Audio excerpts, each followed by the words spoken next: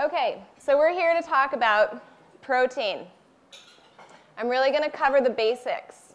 I'm going to talk about some research that's out. I'm going to talk about foods that have protein, how you get it, how your day should look as far as protein. And you might be surprised with what I'm advocating, but let's go through it. And there'll be lots of time for questions. So you'll feel free to raise your hand. I don't mind interruptions. I like to talk back and forth. There'll be time in the end to really get into things too. So anything that I missed, let's bring it up. So proteins are essential. They're actually in every cell of yours. You have to eat them. Have we all seen the pictures of babies in third world countries with their big bellies and they're really bloated? And kwashiorkor is actually a word in Ghana that means the disease the first baby gets when the second baby comes. It happens when the next baby all of a sudden doesn't get any more protein anymore, and it needs that protein to grow all of its cells. We don't have that problem in this country, but it definitely is a problem in the world. We have to have it in order to function. Your body is amazing at making it, though. So it makes 20 amino acid chains out of only 9 that we have to eat. It's really cool. Your body breaks them all down in your intestines. It has this pool of amino acids, and then it puts them all back together again with what you need. That's why you can eat a bunch of different things and your body takes care of it for you. It's really quite fascinating. This little guy is what's called a generic amino acid. You guys remember this from chemistry class? So this is generic. This hole right here in this carbon, the black guy, is where other atoms go to differentiate between amino acids, but they all start with this one. This is the basic, and then they all change, and all of them look different. I thought about making them all, but then I realized it was just a procrastination thing because it doesn't really matter what they look like, but it's kind of fun.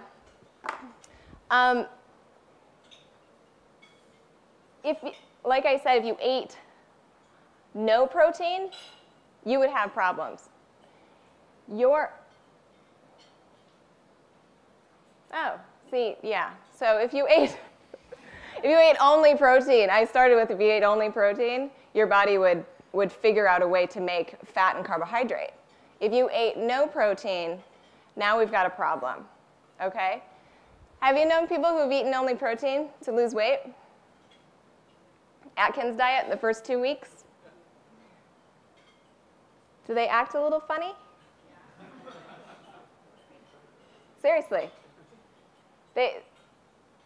Proteins are part of your hormones. They're part of everything that you do. It's also involved in your brain. So I'll tell you later why I don't recommend doing an all-protein diet. So who in here thinks you're getting enough protein? Who thinks they're maybe not? Maybe they're on the verge of maybe not getting enough. Okay. So I'm going to ask that again. We're going to talk about calculating your protein needs in 2 different ways. One is by percent, not really calculating, but just so you have an idea, what percentage of your total daily calories should be protein? What do you guys think? Yell out some numbers. 30%. What else? Anybody? 15? 50. 50? Okay. Anybody else? Okay. So it's very controversial, actually. There are some people in the world who say 50.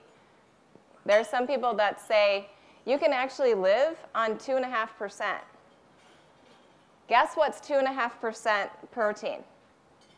I hope you all had it. Breast milk. Why is breast milk only 2.5% protein? Isn't that when you are growing like mad? 2.5% by calories. By calories. So that's what that's what I'm going to talk about first, is percentage of protein by calories. So now, 10 to 15%, completely adequate for most of us in this room, most of us.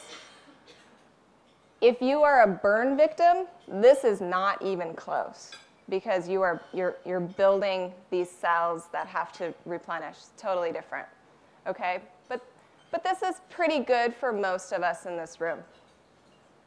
Let's look at some percentages. Now, keep in mind, these percentages are by calories, okay? So meat has more protein in it for its calories. Legumes, also pretty high. Vegetables, lower. But there's still some pretty high percentages in there. But now, remember, by calories, how many calories are there in a cup of spinach? Not very many in comparison to, let's say, a cup of beef. But there's more fat, more saturated fat. So you see kind of where I'm going there. Your overall calories should be, let's say, about 15% protein. But it might be easier to get than you think. Grains. So let's say you don't think about percentage. Let's say you don't like to really think about how that works, but you want to do grams instead. This is kind of the normal way we've always talked about protein, right? You guys have heard how many grams of protein this has. Like on a package of food on the back, you'll see how many grams of protein are in this specific food per serving. So if you guys know your body weight, calculate it in your head. I figure you guys would be good at this. Calculate what your gram of protein would be for the day. 0.36 times whatever you are in pounds, or if you know your kilos. So I need 41.4 grams of protein in a day. I weigh about 115 pounds.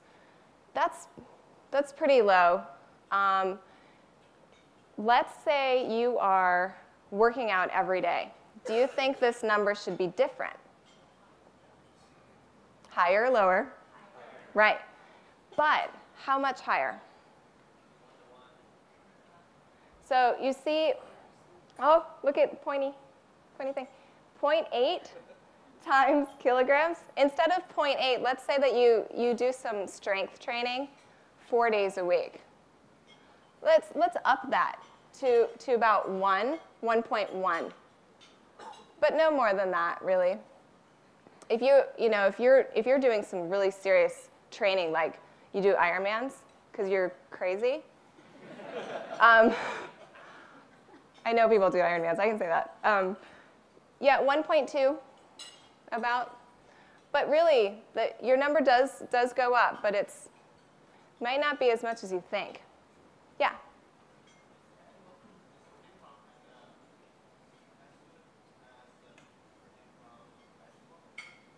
Is protein the same from an animal as from a vegetable? Okay, so we are going to talk about that. The amino acids are in vegetables as they are in proteins. They're just in different percentages. Does that make sense?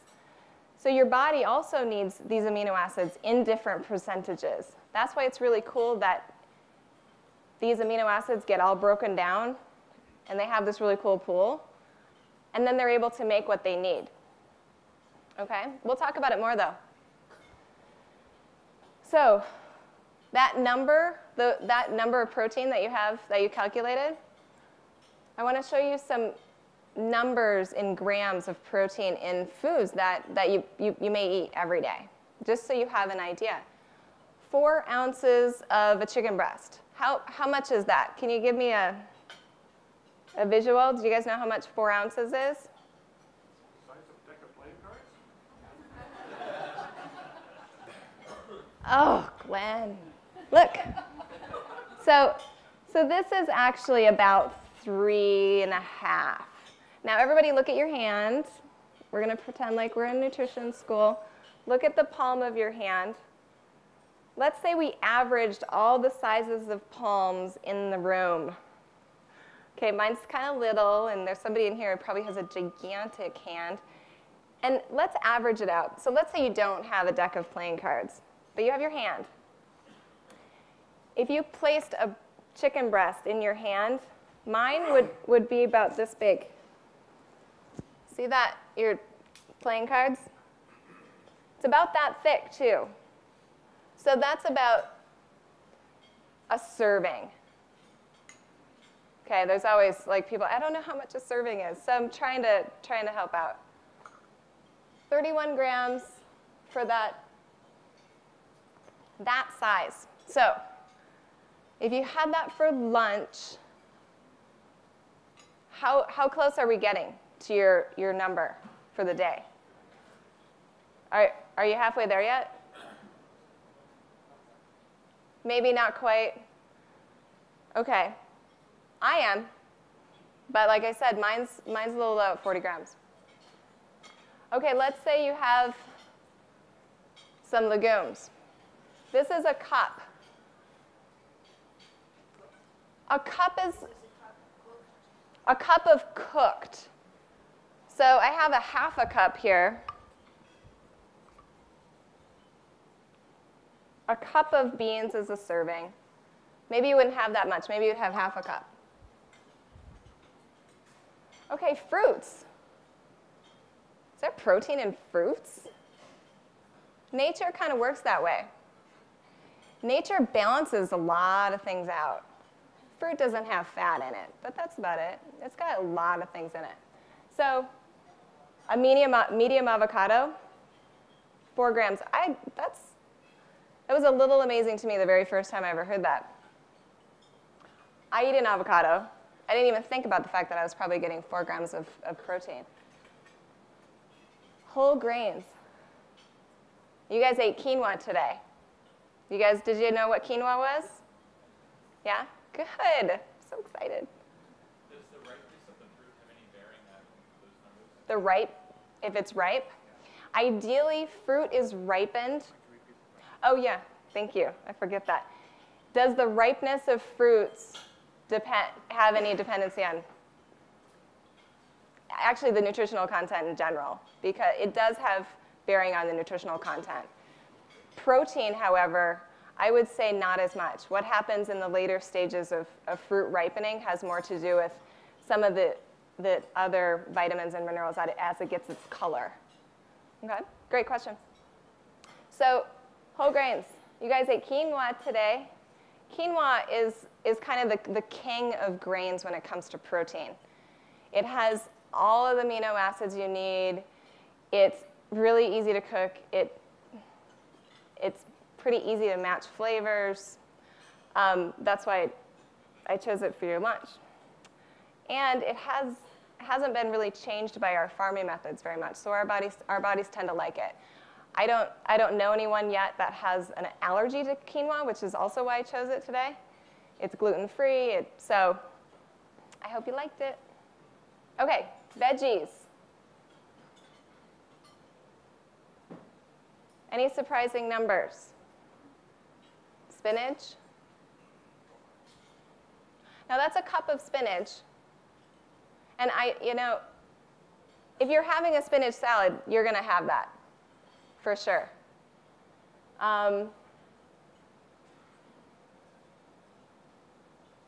Kale, a cup of kale is actually not that much. You know those big leaves? So I want you to kind of get a visual of these foods, of how much protein is in them. Nuts. So this is only a 1/4 cup. Yeah? Cooked spinach.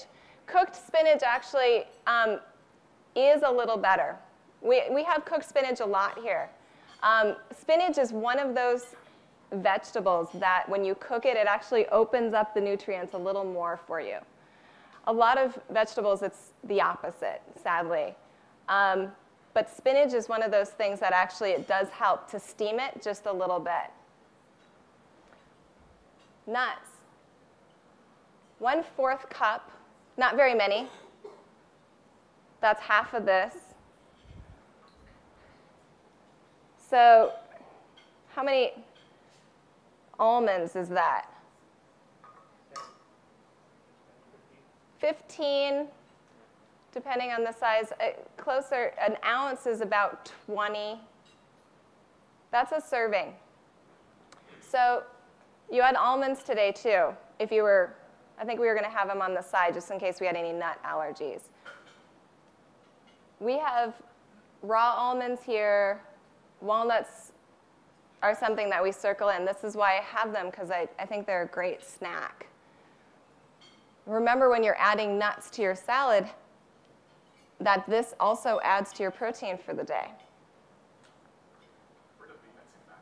Where do what? Peanuts. Where do they fall? Peanuts. Peanuts. Peanuts are about the same as cashew, maybe about cashews. Okay. And how about M&Ms? M&Ms. Plain or peanut? I refuse to talk about M&Ms. No. No, plain M&Ms don't have any protein at all. Yeah? Speaking of M&Ms, what about Cocoa. It is a nut. So the actual cacao nut, you don't get a whole lot of, even if you shave it yourself. I was just in Mexico. I had a salad that had shaved cacao nut on the top. I was in heaven. Oh my God. Can we get some of that? Great. It was great with spinach, with raw strawberries, and real cacao bean. Ah. Anyway, it does have protein if you're actually able to eat it. It's pretty bitter. And I found it.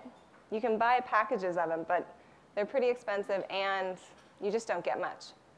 So, and cocoa these days doesn't really have real, it has very little cocoa in it. Somebody else had a question right here. How about soy nuts? Soy nuts. So soy nuts actually have a lot of protein in them.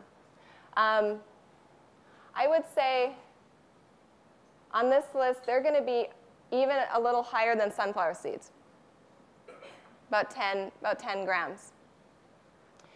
There's also quite a few in an ounce, if you think about how many can fit. I'm going to talk a little bit about soy being such a concentrated protein and the difference between having edamame versus having isolated soy protein. Okay? Okay, so your lunch, what you ate today, my meal. What foods had protein? I already gave some of that away. Quinoa. The salmon, the quinoa, the beans. Anything else? The almonds and the cashews for the cashew cream, quote unquote. The mango, the avocado, the asparagus, a little bit. You guys getting the point? It's in everything. Okay, good. I'm just making sure. You guys are scaring me. No. So, like I said, nature is really good at making this happen. The animals that you eat live, most of them, are herbivores. So us, being actual omnivores, eating a little bit of everything your body loves, which I'm going to touch on in a minute. Okay, so if I were to make the plate, the perfect healthy suggestion plate for this meal, it would have been something like this. The 3 ounces of salmon, which we kind of decided for you. About a half a cup of the bean salad, half of the cup of the quinoa salad, about 4 spears of the asparagus with a little bit of the sauce, and then the cashew cream parfait. That totals about 45 grams of protein if you ate the salmon. If you didn't, it's about 25. So if you're me and I ate those portions, did I just get all my protein for today? Yeah. A couple more, which is fine. That's okay. All right. So now what do I eat for the rest of the day? Water? What was that? M&Ms.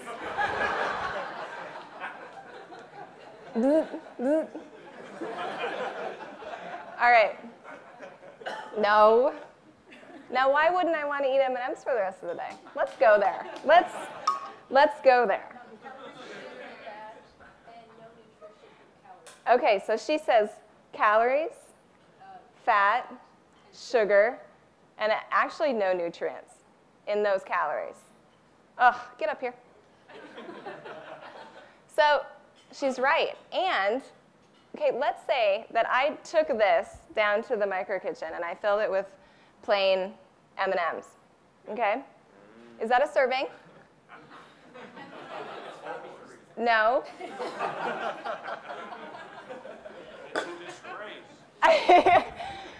Yeah, if you see me eating M&Ms, you know I'm having a really bad day. No, I can't eat them. So, what would I feel like for the rest of the day if I ate M&Ms for the rest of the day? I know I'm totally off topic. I don't care. We're going to talk about M&Ms. That's it. What would I feel like the rest of the day? Happy. Happy for a short period of time, then you'd have a crash. Okay, how long would I feel happy for? How long? As long as I keep eating. Right, right. No. Oh my gosh, I get so ill. But really, let's say I ate a handful of M&Ms, right? When I was really little, I ate popcorn, buttered and salted popcorn with M&Ms in it. I was happy for like 12 minutes. Literally, it was the best 12 minutes ever. And then I felt really, really terrible and really thirsty. So let's say I ate a handful of M&Ms. How long am I happy? Half an hour. And then what happens? I want more M&Ms. Sugar makes you want sugar. That will be another talk that I will give about sugar making you want more sugar. So for the rest of the day, I have to eat some protein. So what I'm actually going to do is kind of plan out my day so that I'm getting a little bit of protein all day, which kind of equals the amount that I need, right? Now, what I want to ask, though, is if that's the plate that I made, what did you guys make? Because you're able to load up your own plate, right? Way too much. Did you have too much? So what did you add too much of? Anything in particular, or just everything? The asparagus, yummy. Really yummy. Yeah, which is fine. Do you do this every day? Do you load up your plate too much every day?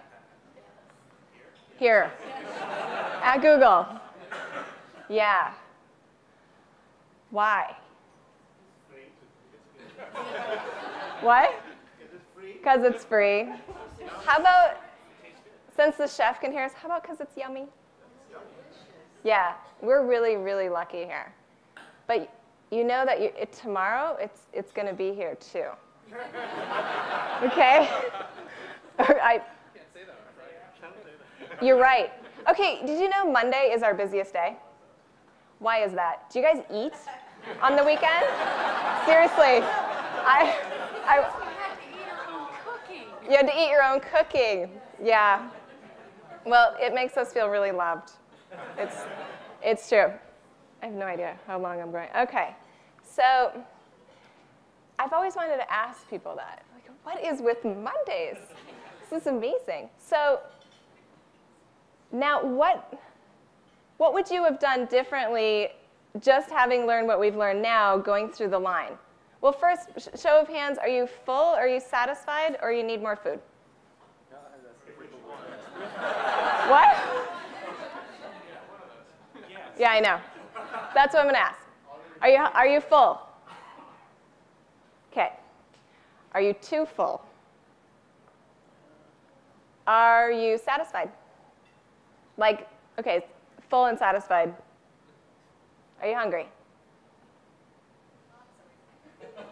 Okay, I'm going to ask you again in about 10 minutes. Okay? Let's see when your stomach tells you what it wants you to know. So, now with what we've talked about, you're getting probably more protein than you think that you need as far as that RDA number. Now where are you with this question? Are you getting what you need with that number? Are you getting what you need, as much protein as you need? Anybody worried about getting enough protein with the numbers that I showed you? Because I will tell you, getting enough protein is important. It really is.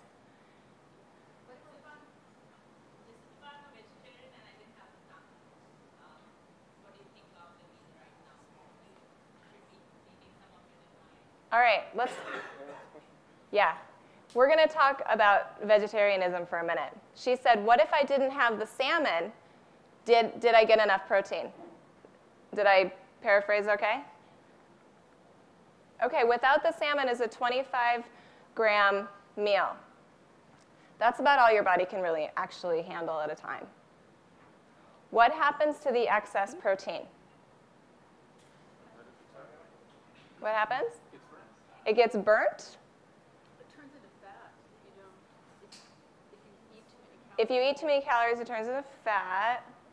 Okay, remember when I told you everything gets broken down into amino acids? Where's my thing? All right, everything gets broken down amino acids. It has a pool of amino acids. Where do they go?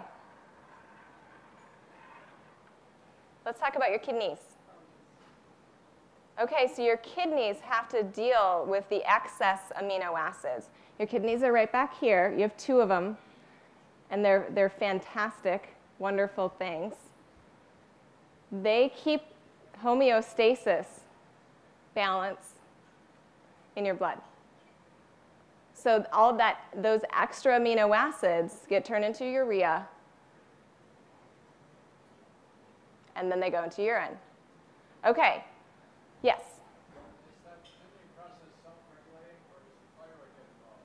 Does the thyroid get involved?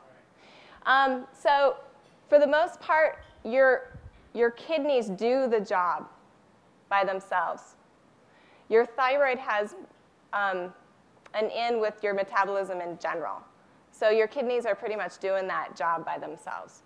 So my plea from your kidneys to you is to not overwork them too much.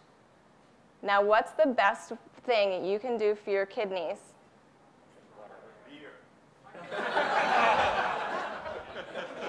Yeah, no. No. TGIF is not here yet. So, water. That's why I have water here. Huge proponent of being hydrated. Your kidneys need fluid in order to do their job. Okay? How much? I'm going to tangent, M&M tangent, water tangent. Curiosity. Yeah. Can having too much protein cause kidney stones? Oh, the controversy starts. Can too much protein cause kidney stones? Okay, so I will get back to the water thing in a second. Believe me. The research says because of the excess amino acids, because of the excess acid, which I'm going to talk about in a second, that protein creates when it's broken down, they think that people will then tend to have more kidney stones. Yes. Not always. Welcome to the medical community. And then somebody else will say, no, I've proved it completely different. Does it matter if the protein is animal origin or? All right, so does it matter if it's animal or protein origin? Yes and no. I'm going to talk about that in a second. I want to go back one question. How much water do you need a day? Robert, will you hold up a bottle? 16 ounces, right? The one that you have in front of you? How many of those a day do you drink?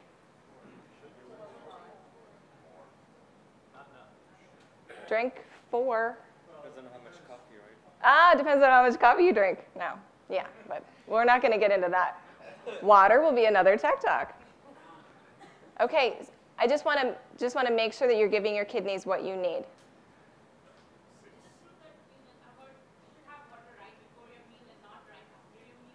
So actually, if you would take just a little bit of time to not drink water during your meal, your enzymes in your digestive tract would thank you.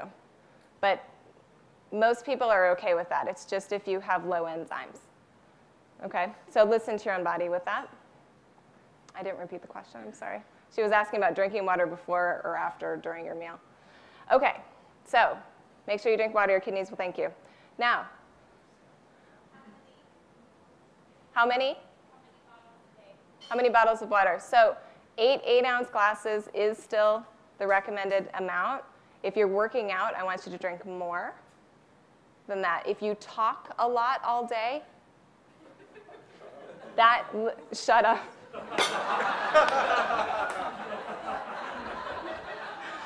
I love you guys.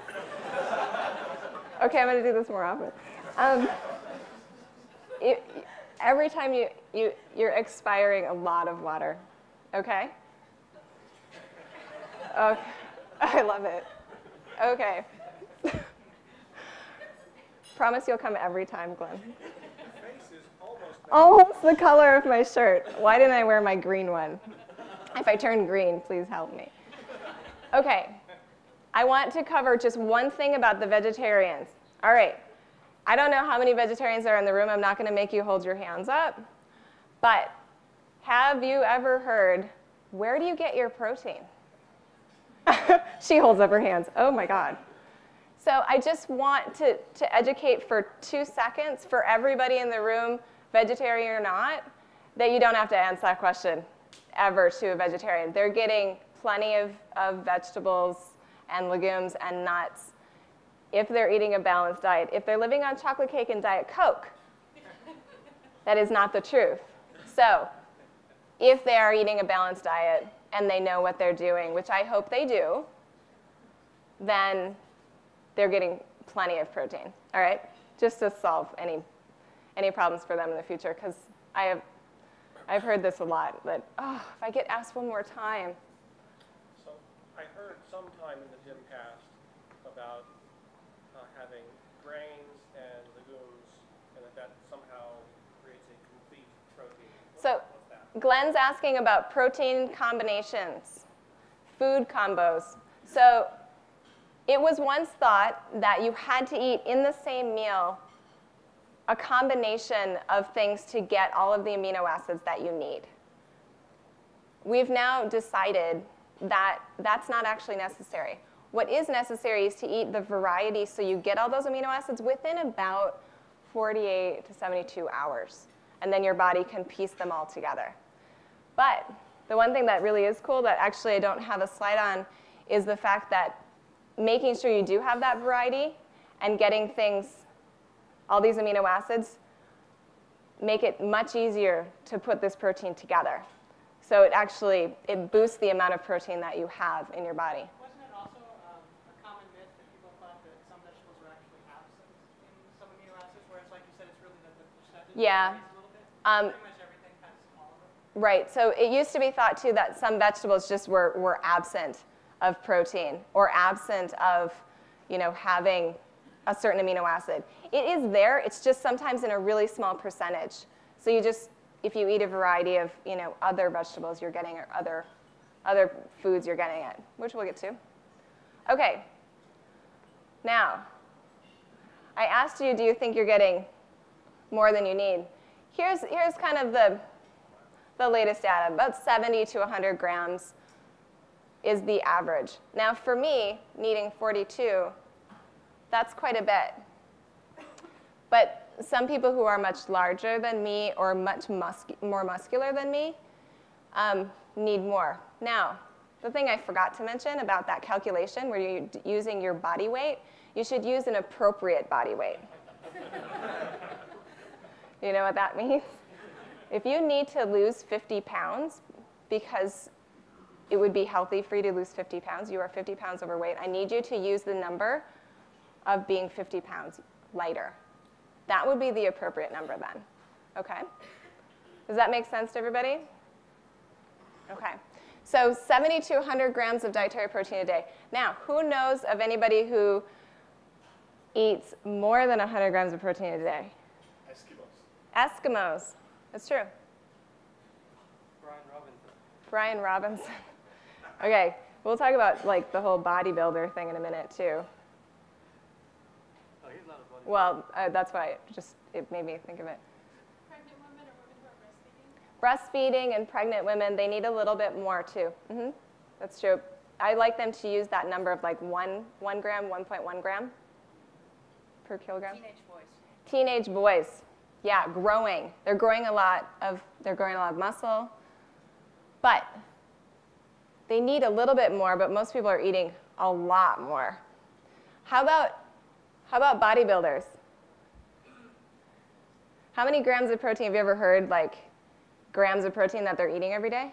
Like a gram per pound is what I've heard, but I think your 0.8 to 1.1 per kilogram is kind of the consensus now. Yeah. She was just saying it used to be one gram per kilogram. Yeah, the 1.1 is about really good for people that are doing really heavy bodybuilding.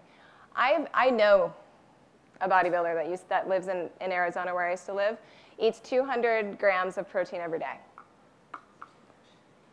It's too much. It really is. You can only build so much muscle.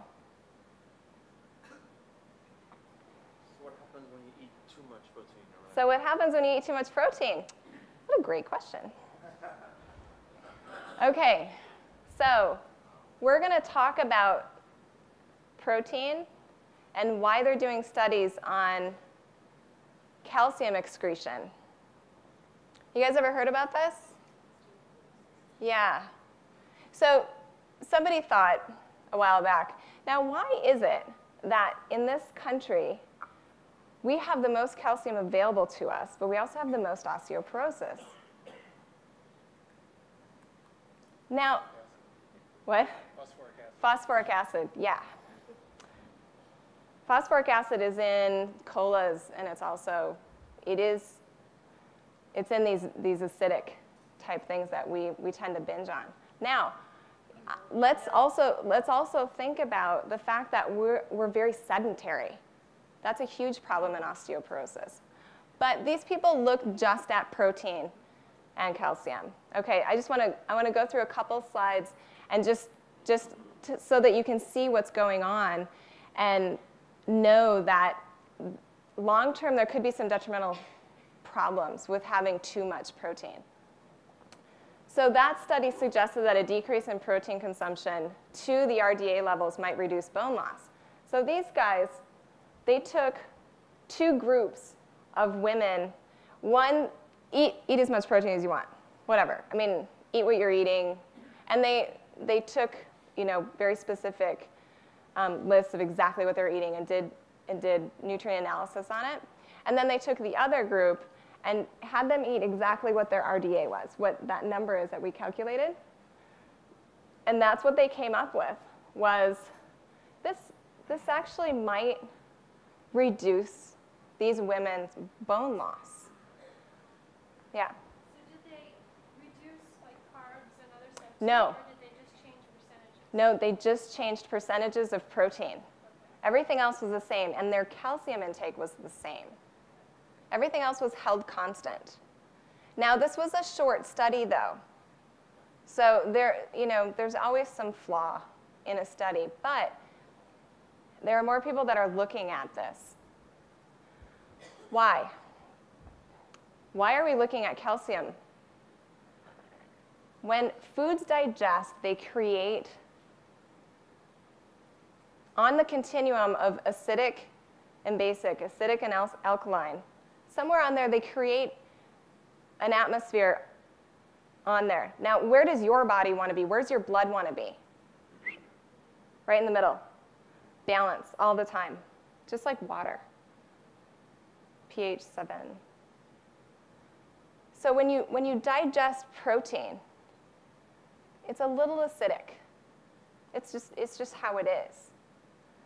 When you digest vegetables, they're a little alkaline. It's just naturally how they are. That's how that digestion process works. So in your blood, let's say it gets just a little acidic. What's your body going to do?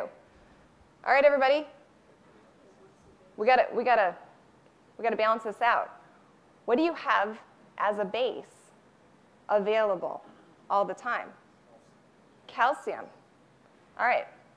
In your bones are deconstructing and reconstructing every day, right now, as we sit here. Let's listen. No, So rebuilding of bone is really, really important. You don't want to be deficient in calcium so that you can't rebuild this bone. And it's the inside of the bone. The outside will look the same. It's the inside that really matters of how dense it is in there. So this acid-base balance is incredibly important. You will die if you get too acidic. Can you eat enough protein so you will die? No. No, it's not possible. I don't care who writes it. But, or what website it has. But it is really important to have this balance so your body takes care of it for you. But once it's balanced and your body gets into homeostasis, you then lose some of that calcium. Sometimes it gets redistributed and you're able to soak it up again. So you can actually test your calcium balance. Another study was the ratio between animal and vegetable protein. And you brought this up. Now here's one study. I'm going to show you another one that says, nah, I don't believe it. But this study says if the person ate a ratio of more animal protein than vegetable protein, their bone loss was higher. Did I say that right? I just lost track. Okay. So they said because animal protein is slightly more acidic than vegetable protein, you have more calcium loss, thus more bone loss. Now, I just want to say that was done, and they were actually measuring bone loss and the risk of hip fracture. They were measuring bone loss in the neck. Now this one talked more about, whole foods. Yeah? Milk? So, okay. So milk is an animal protein, but it does have calcium. So there are some studies that say it kind of balances itself out a little, and there are some that say, no, it doesn't. It's still acidic, and it still causes problems. So if you're able to drink milk, and you're not lactose intolerant, it's fine to drink milk. But I don't want that to be your only source of protein or calcium. Yeah. And I didn't repeat the question again.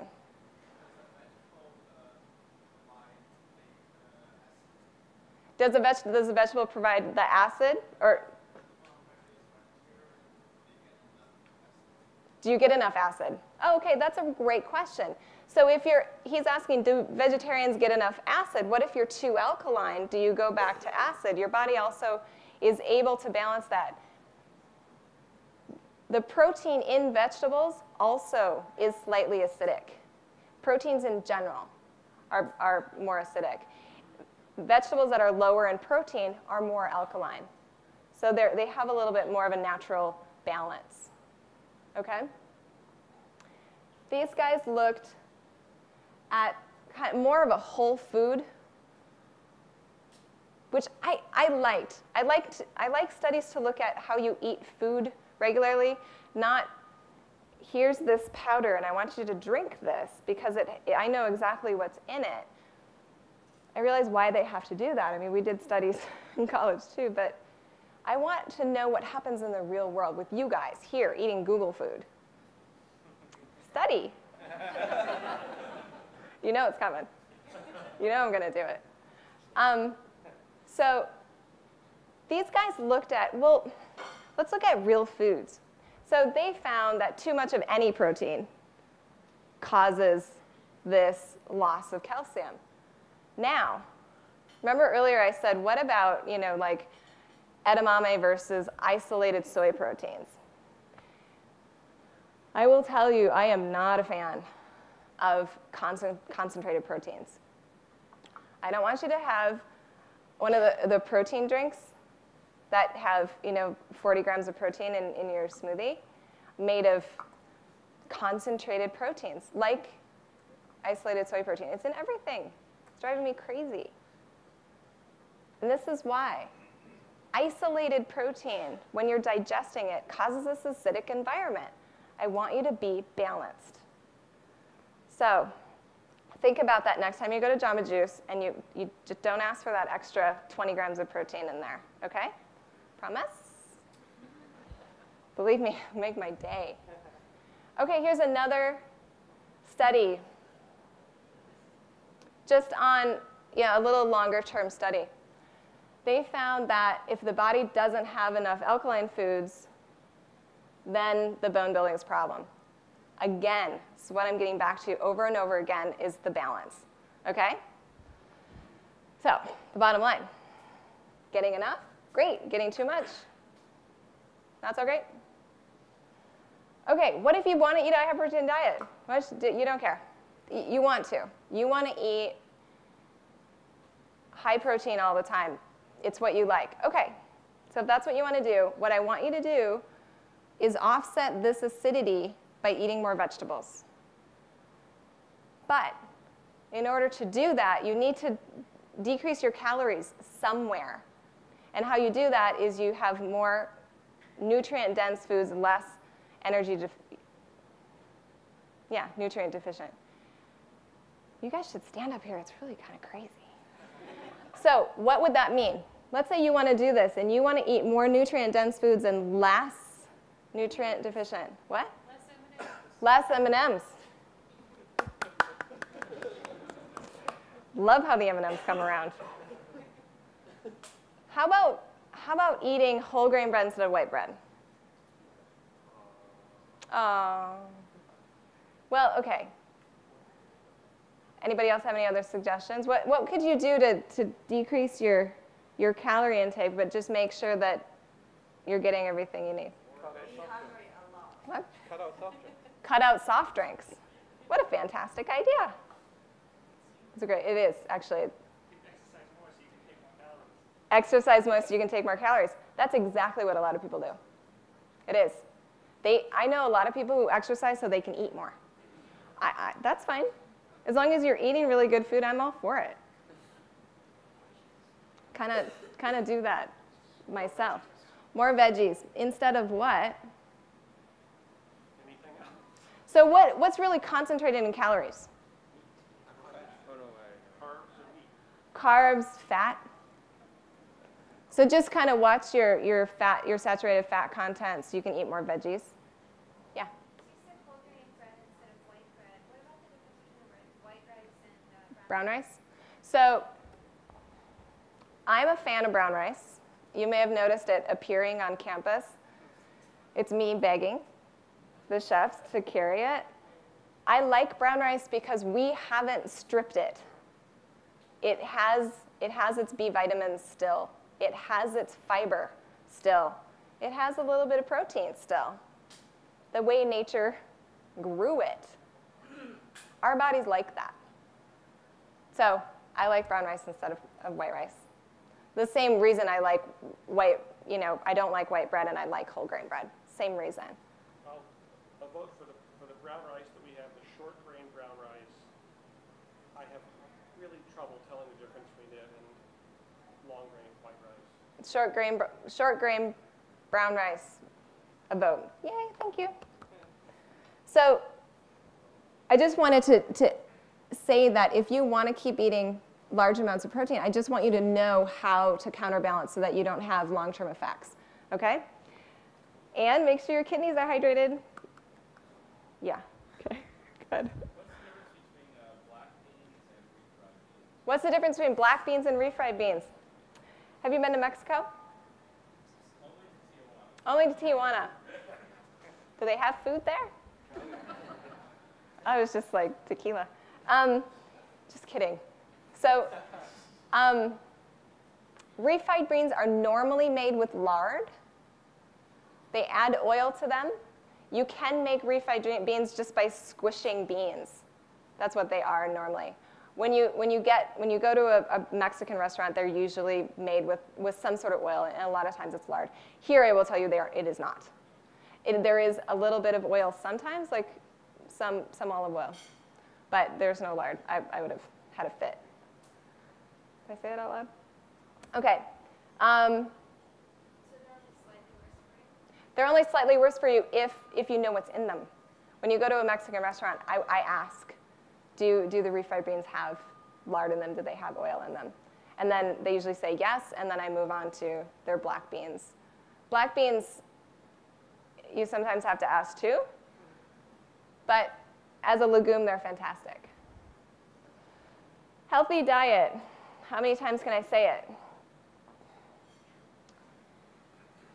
Variety, variety, variety. Okay. Tips. If you eat a little bit of protein in every meal, you have a better chance of feeling full until the next meal. Have you guys noticed this? When you eat a pure carbohydrate meal, you're hungry in like a half an hour? Who used to eat a bowl of sugar cereal for breakfast when you were little? And you were hungry when you got to school, and crabby. So eating a little bit of protein in every meal, it really works. I just put hard-boiled eggs in the fridge at Slice. They're there every day, all the time. If you really need a snack that you really need to have hold you over, it works. What else works? What else do we have in the micro kitchens here? Yogurt, nuts, cheese stick, cottage cheese. Now, carrots and hummus, that's in there. The carrots themselves are mostly carbohydrate, but you might just need a little snack, and that would be perfect. The celery and peanut butter. What do you think about bars like Cliff Bars? What do I think about Cliff Bars? So I want you to think about, they're about 200 calories. So if you're having a snack, can you afford those 200 calories? If you can and you really need it, let's say you just worked out, but you don't have time to actually eat a little meal, Cliff Bar is perfect. I have new bars that are in Slice that are all me approved, which is really hard to do. But I found a whole bunch. And again, they're caloric. I mean, they're 200. I don't have anything that's really above like 300 calories, but they're all really good products. And they all have a little bit of protein in them. How many calories were in lunch?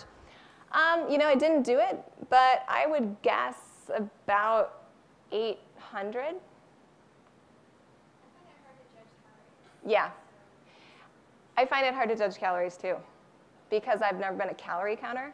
I had to do it in college, but soon abandoned it because I don't want you to concentrate on calories. I want you to concentrate on what you're choosing. Does that make sense? And really listen to your body when you're hungry, when you're full.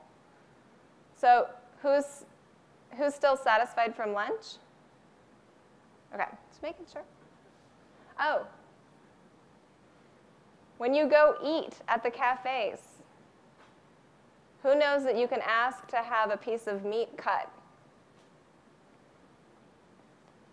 So the chefs are completely willing to cut anything that you want smaller. It's great because then you won't waste it.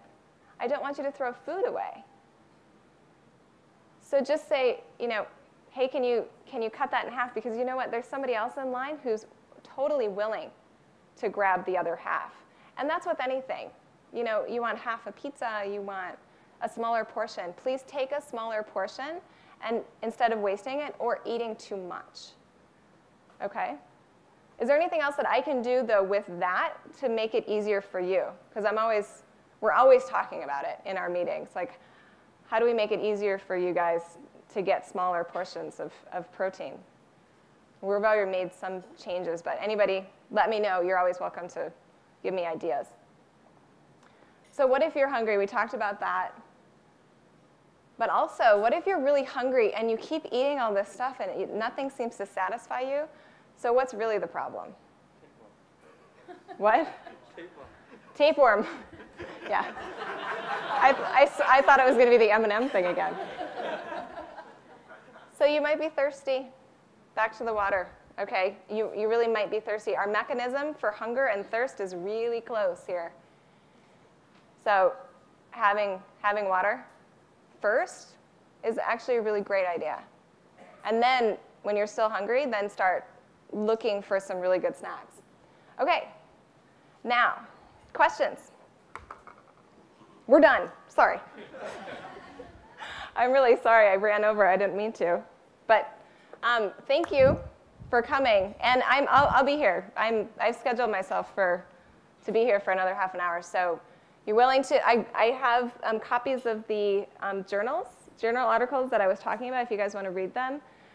Most of them aren't too weirdly scientific. They're actually pretty easy to understand. But if you have any specific questions, you're welcome to come ask me. If you want to ask questions and if you have to leave, just go ahead. We'll clean up the plates. Thank you.